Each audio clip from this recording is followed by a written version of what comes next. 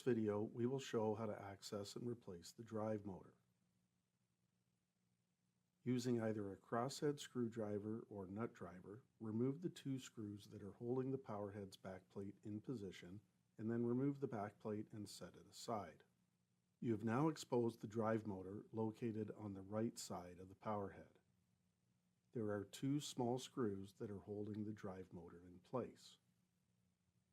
Using a crosshead screwdriver, remove the first screw that's located in the upper left corner where the drive motor is mounted to the metal bracket, and then remove the other screw, which is located around the right side midsection of the drive motor, and then simply remove the drive motor away from the power head, keeping in mind that it's connected to a multi-pin connector.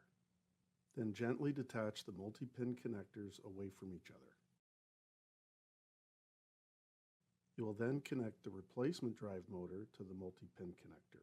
Make note that there's a pin that you'll see through this hole which helps you to align the center hole of the drive motor shaft over top of the pin.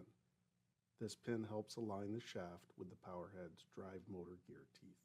Then hold the drive motor in position while you tighten both of the screws back into place and tuck any loose wires into a safe spot and place the back plate back into position, and using either a crosshead screwdriver or nut driver, tighten the screws to hold the back plate in place.